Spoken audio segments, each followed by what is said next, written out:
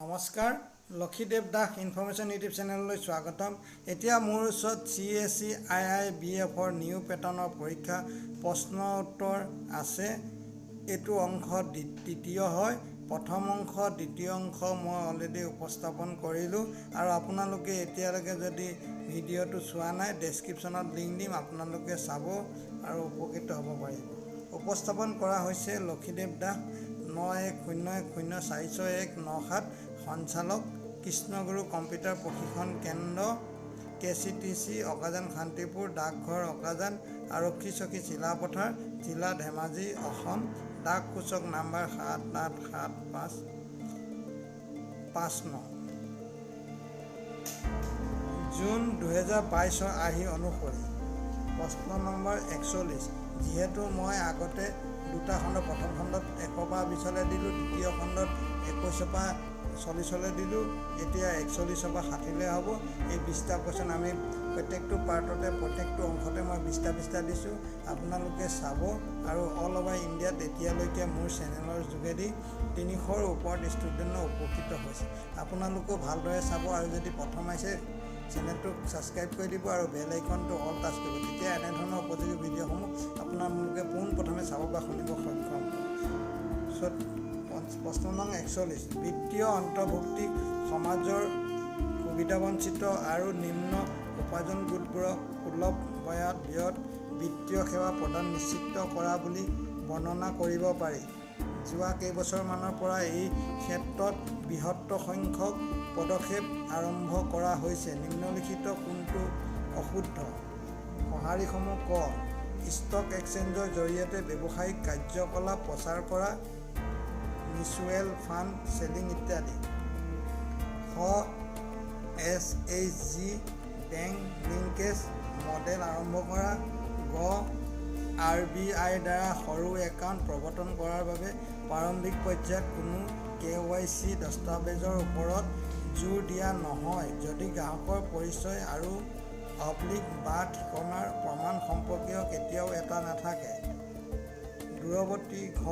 দূৰৱৰ্তী অঞ্চলত বেংকিং সুবিধা প্ৰদান কৰিবলৈ প্ৰযুক্তি কাৰ্যকৰীভাৱে ব্যৱহাৰ কৰা।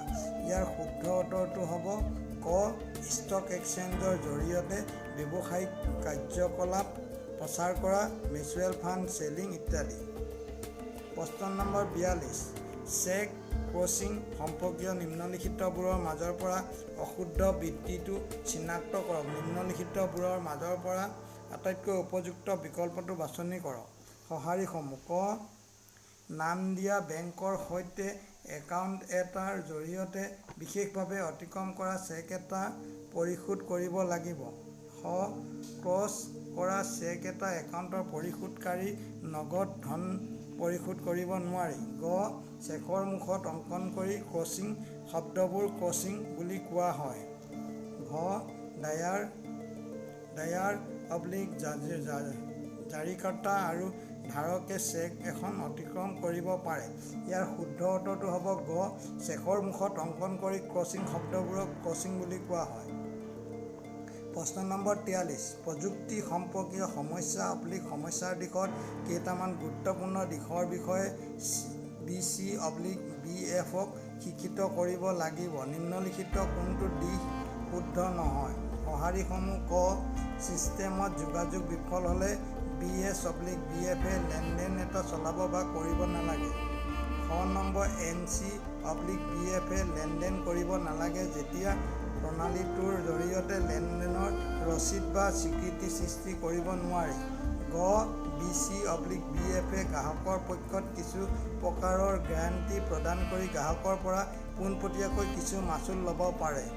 ঘ BC/BFে গ্ৰাহকৰ পক্ষত কিছু প্ৰকাৰৰ গেৰাণ্টি আগবঢ়াই গ্ৰাহকৰ পৰা পোনপটীয়াকৈ কিছু মাচুল ল'ব পাৰে।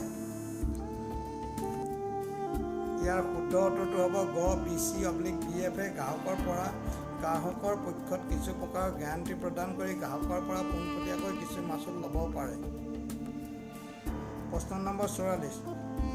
বৰ্তমান KYCৰ বাবে 6টা অনানুষ্ঠানিকভাৱে বৈধ দস্তাবেজ UVD হৈছে। নিম্নলিখিতৰ মাজৰ পৰা আটাইতকৈ উপযুক্ত বিকল্পটো বাছনি কৰক। সঁহাৰিসমূহ ক পোন আধাৰ পাছপোৰ্ট নিৰ্বাচনী কাৰ্ড ড্ৰাইভিং লাইচেন্স NRCGৰ দ্বাৰা জাৰি কৰা জব কাৰ্ড আধাৰ নম্বৰ পাছপোৰ্ট নিৰ্বাচনী card driving licence job card জাৰি কৰা NRCGৰ নাম আৰু দেশৰ বিৱৰণ থকা ৰাষ্ট্ৰীয় জনসংখ্যাৰ সৃষ্টি জাৰি কৰা পত্ৰ ৰখাৰ প্ৰমাণ পেন আধাৰ নম্বৰ পাছপোৰ্ট নিৰ্বাচনী কাৰ্ড ড্ৰাইভিং লাইচেন্স NRCGৰ দ্বাৰা জাৰি কৰা জব কাৰ্ড ৰখাৰ প্ৰমাণ পান কাৰ্ড পাছপোৰ্ট নিৰ্বাচনী কাৰ্ড ড্ৰাইভিং লাইচেন্স নাম আৰু ঠিকনাৰ বিৱৰণ থকা ৰাষ্ট্ৰীয় জনসংখ্যাপঞ্জীৰ দ্বাৰা জাৰি কৰা পত্ৰ। ইয়াৰ শুদ্ধ উত্তৰটো হ'ব ক পেন আধাৰ পাছপোৰ্ট নিৰ্বাচনী কাৰ্ড ড্ৰাইভিং লাইচেন্স NRCGৰ দ্বাৰা জাৰি কৰা জব কাৰ্ড। প্ৰশ্ন নম্বৰ 45 BC/BF মডেলৰ জৰিয়তে গ্ৰাম্য আৰু দূৰৱৰ্তী এলেকাত অধিক কাৰ্যকৰীভাৱে বিত্তীয় সেৱা প্ৰৱেশ কৰিব পাৰি। নিম্নলিখিত কোনটো অশুদ্ধ? সঁহাৰিসমূহ ক প্ৰযুক্তি থকা স্বত্বেও বেংকবোৰৰ গ্ৰাম্য আৰু অৰ্থ নগৰ অঞ্চলৰ গ্ৰাহকসকলে সেৱা আগবঢ়োৱাৰ বাবে পৰ্যাপ্ত মানৱ শক্তি নাই। তথ্য প্ৰযুক্তি সক্ষম সামগ্ৰীৰ সৈতে মৌলিক বেংকিং কাৰ্যকলাপ প্ৰমাণ কৰাৰ বাবে আমাৰ দেশৰ বিশাল গ্ৰাম্য এলেকাবোৰৰ পোনপটীয়াকৈ অধিক কাৰ্যকৰীভাৱে পৰিৱেশন কৰিব পাৰি।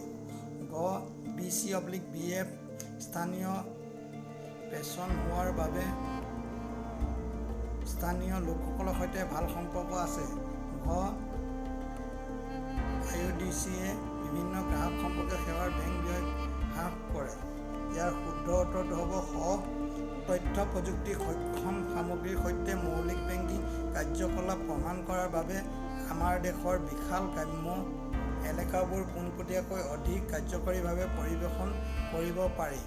আৰু আপোনালোকৰ সুবিধাৰ্থে মই যোনবিলাক উত্তৰ হয় সেইবিলাক ৰঙা কালাৰ কৰি দিছোঁ, ৰংটো ৰঙা কৰি দিছোঁ, আপোনালোকে চাব সোনকালে জানিব পাৰিব। আৰু প্ৰশ্ন নম্বৰ 46 BC/BFৰ কাৰ্যকলাপ প্ৰযুক্তি আধাৰিত সামগ্ৰীৰ প্ৰতি গুৰুত্বপূৰ্ণ বিপদাশংকাৰ সন্মুখীন হয়। নিম্নলিখিত কোনটো সঁচা নহয়? সঁহাৰিসমূহ ক বহুতো গ্ৰাহক বিশেষকৈ গ্ৰাম্য অঞ্চলৰ পৰা ডিজিটেল বেংকিং সামগ্ৰী বুজিবলৈ অক্ষম।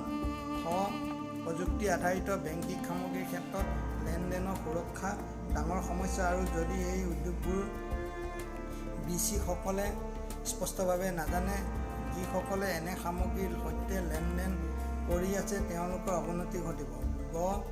ATM সম্পৰ্কীয় সমস্যা অৰ্থাৎ ভুল ডেবিট বিপৰীত কৰাত পলম হোৱা, ATMৰ জৰিয়তে চমু পৰিশোধ ইত্যাদি গ্ৰাহকসকলক সঠিকভাৱে জনোৱা হ'ব পাৰে যদি BCয়ে ইয়াৰ সৈতে আপ টু ডেট হয়। উন্নত গ্ৰাহক সেৱা প্ৰদান কৰিবলৈ পিন সম্পৰ্কীয় সমস্যাবোৰ BCA স্তৰত সমাধান কৰা হয়, যেনে অৱৰোধ পিন প্ৰজন্ম, হেৰুওৱা পিনৰ ঠাইত নতুন পিন সমস্যা। ইয়াৰ শুদ্ধ উত্তৰটো হ'ব উন্নত গ্ৰাহক সেৱা প্ৰদান কৰিবলৈ পিন সম্পৰ্কীয় সমস্যাবোৰ BC স্তৰত সমাধান কৰা হয়, যেনে অৱৰোধ পিন প্ৰজন্ম, হেৰুওৱা পিনৰ ঠাইত নতুন পিন সমস্যা। প্ৰশ্ন নম্বৰ 47 ভাৰত নেট কাৰ্যসূচী হৈছে অধীনত আৰম্ভ কৰা আঁচনিবোৰৰ ভিতৰত এটা। নিম্নলিখিতবোৰৰ মাজৰ পৰা আটাইতকৈ উপযুক্ত বিকল্পটো বাছনি কৰক। সঁহাৰিসমূহ ক স্কিল ইণ্ডিয়া অভিযান, স্মাৰ্ট চিটি অভিযান, ষ্টাৰ্টআপ ইণ্ডিয়া অভিযান, ডিজিটেল ইণ্ডিয়া অভিযান। ইয়াৰ শুদ্ধ উত্তৰটো হ'ব ডিজিটেল ইণ্ডিয়া অভিযান। প্ৰশ্ন নম্বৰ 48 বেংক হিচাপে কাম কৰোঁতে এক বিত্তীয় প্ৰতিষ্ঠান অৰ্থাৎ সঞ্চয়কৰ্তা আৰু বিনিয়োগকাৰী বা পুঁজি ব্যৱহাৰকাৰীসকলৰ মাজত মধ্যস্থতাকাৰীয়ে ইয়াৰ গ্ৰাহকসকলক নিম্নলিখিত কোনটো সেৱা প্ৰদান নকৰে? নিম্নলিখিতবোৰৰ মাজৰ পৰা আটাইতকৈ উপযুক্ত বিকল্পটো বাছনি কৰক। সঁহাৰিসমূহ ক বেংকে সঞ্চয় চালিত আৰু বা ম্যাদী জমাৰ ৰূপত ৰাজ্যৰ পৰা জমা গ্ৰহণ কৰে। ইলেক্ট্ৰনিক চেনেলৰ জৰিয়তে ধন হস্তান্তৰ ডিমাণ্ড ড্ৰাফ্টৰ ৰূপত এঠাইৰ পৰা আন ঠাইলৈ ধন বা পুঁজি প্ৰেৰণ কৰাৰ বাবে বেংকৰ সুবিধা। গ.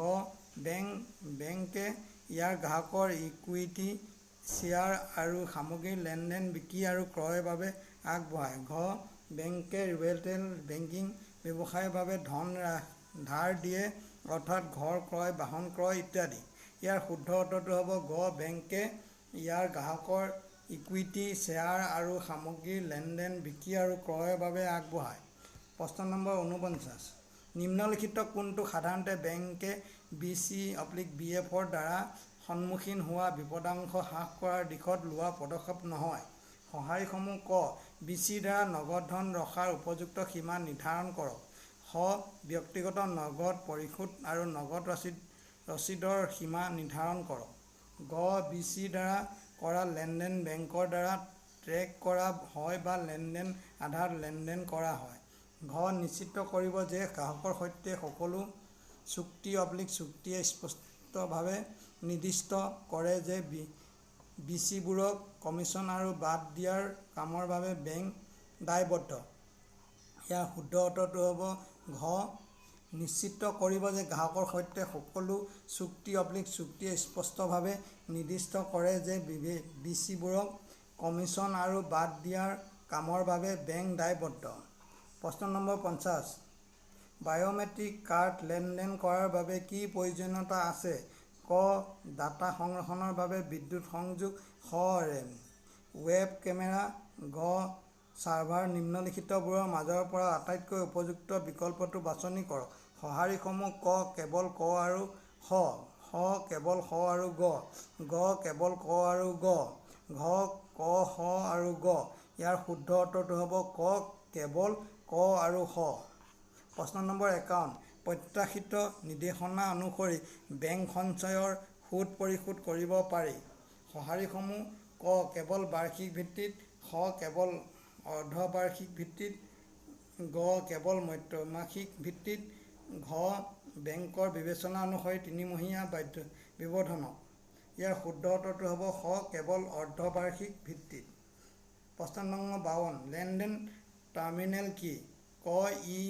ECSP-য়ে নগদ ধন জমা আৰু উলিয়াবলৈ সক্ষম কৰে। খ. লেনদেনৰ তথ্য GPS-ৰ সংযোগৰ জৰিয়তে অনলাইন প্ৰেৰণ কৰা হয়। ঘ. অনলাইন লেনদেনৰ বাবে লেনদেন ডাটা টাৰ্মিনেলৰ আভ্যন্তৰীণ ডাটাবেছত সংৰক্ষণ কৰা হয় আৰু তাৰ পিছত মুখ্য চাৰ্ভাৰলৈ হস্তান্তৰ কৰা হয়। নিম্নলিখিতবোৰৰ মাজৰ পৰা আটাইতকৈ উপযুক্ত বিকল্প বাছনি কৰক। সঁহাৰিসমূহ ক. কেৱল ক আৰু খ। খ. কেৱল খ আৰু গ। গ. কেৱল ক আৰু গ। ঘ. ক, খ আৰু গ। ইয়াৰ শুদ্ধ উত্তৰটো হ'ব ক. কেৱল ক আৰু খ। প্ৰশ্ন নম্বৰ 53। হেণ্ডহেল্ড ডিভাইচ HSDৰ বিষয়ে নিম্নলিখিত কোনটো মন্তব্য শুদ্ধ? নিম্নলিখিতবোৰৰ মাজৰ পৰা আটাইতকৈ উপযুক্ত বিকল্প বাছনি কৰক। সঁহাৰিসমূহ ক. ইয়াক শাখাবিহীন বেংকিং মডেল বুলি কোৱা হয়। খ. ই কেৱল যিকোনো সংযোগৰ সমস্যা পৰিহাৰ কৰাৰ বাবে অনলাইন কাম কৰে। গ. ইয়াত 100টা লেনদেনৰ বেটাৰী বেকআপ আছে। ঘ. বেংকে চাৰ্ভাৰলৈ অফলাইন লেনদেন ডাটা আপলোড কৰাৰ বাবে কেৱল লেনদেনৰ সীমা নিৰ্ধাৰণ কৰিব পাৰি। ইয়াৰ শুদ্ধ উত্তৰটো হ'ব ক. ইয়াক শাখাবিহীন বেংকিং মডেল বুলি কোৱা হয়। Question number 54। Unified payment interface UPI হৈছে এক প্ৰণালী যি একাধিক বেংক একাউণ্টক এটা মোবাইল এপ্লিকেশ্যনত যিকোনো অংশগ্ৰহণকাৰী বেংকৰ ক্ষমতা প্ৰদান কৰে। IMPS-ক নিম্নলিখিত কোনটো লাভালাভ প্ৰদান নকৰে? নিম্নলিখিতবোৰৰ মাজৰ পৰা আটাইতকৈ উপযুক্ত বিকল্পটো বাছনি কৰক। সঁহাৰিসমূহ ক. সৰলীকৃত ব্যৱসায়িক পৰিশোধ। খ. P2P পোষ্ট কাৰ্যক্ষমতা। গ. ধন হস্তান্তৰৰ বাবে একক এপ। ঘ. একক দুটা কাৰক প্ৰণালীকৰণ। ইয়াৰ শুদ্ধ উত্তৰটো হ'ব গ. ধন হস্তান্তৰৰ বাবে একক এপ। প্ৰশ্ন নম্বৰ 55। ৰুপে কাৰ্ড এখন X2X সেৱা কোডৰ বিষয়ে নিম্নলিখিত কোনটো মন্তব্য অশুদ্ধ? ক সেৱা কোড হৈছে 4টা অংকৰ মূল্য যি জাৰীকৰ্তাসকলে কাৰ্ড এখনৰ চুম্বকীয় ষ্টাইপত এনকোড কৰে। খ কাৰ্ড এখন কেনেদৰে প্ৰক্ৰিয়া কৰিব লাগে সেই বিষয়ে ব্যৱসায়ী টাৰ্মিনেলবোৰক নিৰ্দেশনা প্ৰদান কৰিবলৈ এই কাৰ্ডবোৰৰ ব্যৱহাৰ কৰা হয়। গ X2X এ সূচায় যে লেনদেনটো অনুমোদনৰ বাবে অফলাইন প্ৰেৰণ কৰিব লাগিব।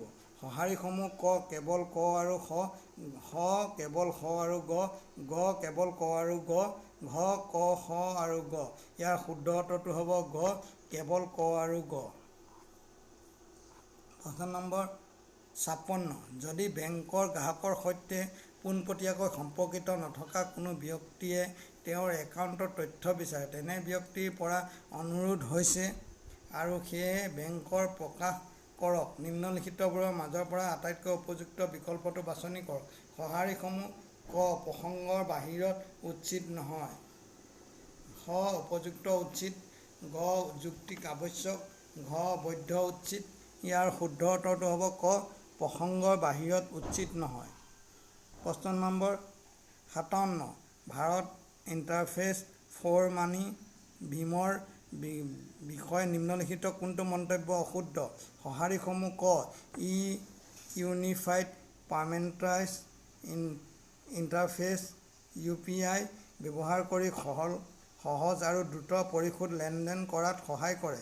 খ ইণ্টাৰনেট বা স্মাৰ্টফোনৰ প্ৰৱেশাধিকাৰ নাথাকিলেও 99 সেৱা ব্যৱহাৰ কৰি *99# সেৱা ব্যৱহাৰ কৰি পৰিশোধ প্ৰভাৱিত কৰিব পাৰি।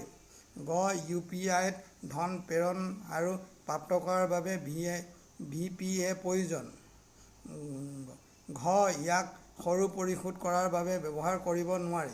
ইয়াৰ শুদ্ধ উত্তৰটো হ'ব ঘ ইয়াক সৰু পৰিশোধ কৰাৰ বাবে ব্যৱহাৰ কৰিব নোৱাৰি। প্ৰশ্ন নম্বৰ 58। গ্ৰাহক সেৱা পইণ্ট CSPৰ দ্বাৰা প্ৰত্যাহাৰ লেনদেন কৰোঁতে নিম্নলিখিত কোনটো এটা অশুদ্ধ পদক্ষেপ? সঁহাৰিসমূহ ক CSPয়ে টাৰ্মিনেলৰ ওচৰত স্মাৰ্ট কাৰ্ডখন দেখুৱায়। খ গ্ৰাহকৰ বায়'মেট্ৰিক প্ৰমাণীকৰণ সম্পন্ন কৰা হয়। গ প্ৰত্যাহাৰ তথ্য টাৰ্মিনেলৰ লগত স্মাৰ্ট কাৰ্ডৰ নতুন প্ৰবিষ্টি হিচাপে সংৰক্ষণ কৰা হয়।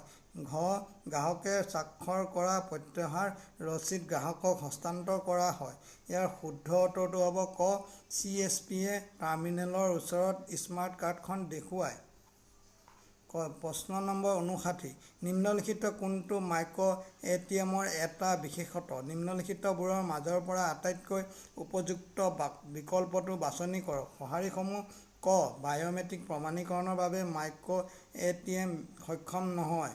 খ ই এজন ব্যক্তিক এক নিৰ্দিষ্ট বেংক মিত্ৰ ব্যৱসায়িক সংবাদদাতাৰ সৈতে সম্পৰ্কিত পুঁজি তৎক্ষণাত জমা বা উলিয়াবলৈ সক্ষম কৰে। গ আধাৰ সক্ষম পৰিশোধ প্ৰণালী IPS ওপৰত আধাৰিত মাইক্ৰ ATMৰ বাবে যিকোনো ATM কাৰ্ড বা চুৱাইপ মেচিনৰ প্ৰয়োজন নাই। ঘ মাইক্ৰ ATMবোৰে কেৱল দেশৰ কিছুমান শাখাত এক অনলাইন আন্তঃকাৰ্যক্ষম কম ব্যয়ৰ পৰিশোধ প্লেটফৰ্ম আগবঢ়ায়। ইয়াৰ শুদ্ধ উত্তৰটো হ'ব ক বায়'মেট্ৰিক প্ৰমাণীকৰণৰ বাবে মাইক্ৰ ATM সক্ষম নহয়। প্ৰশ্ন নম্বৰ 60। উপভোক্তা বিত্ত আৰু বাহন ঋণৰ মুঠ অগ্ৰগতিৰ বাবে অনুৎপাদক সম্পদৰ NPA অংশই ঋণ দিয়ে। ব্যৱসায় চক্ৰত অৱনতিৰ ক্ষেত্ৰত নিম্নলিখিতবোৰৰ মাজৰ পৰা আটাইতকৈ উপযুক্ত বিকল্পটো বাছনি কৰক। সঁহাৰিসমূহ ক বৃদ্ধি, খ হ্ৰাস, গ একেই থাকক, ঘ কোনো প্ৰভাৱ নপৰে। এই 60 নম্বৰ প্ৰশ্নটো আপোনালোকৰ মাজলৈ এৰিলোঁ। কোনটো শুদ্ধ উত্তৰ আপোনালোকে কমেণ্টত জনাব। আৰু ইমানখিনি সময় আপোনালোকে দিয়াৰ বাবে অশেষ ধন্যবাদ। আৰু আপোনালোকে যদি পোনপ্ৰথমে মোৰ চেনেললৈ আহিছে, কাষতে থকা ৰঙা কালাৰ ছাবস্ক্ৰাইব বুটামটো টাচ কৰি দিব আৰু বেল আইকনটো অল টাচ কৰিব। তেতিয়া এনেধৰণৰ উপযোগী ভিডিঅ'সমূহ আপোনালোকে পোনপ্ৰথমে চাব বা শুনিব সক্ষম হ'ব।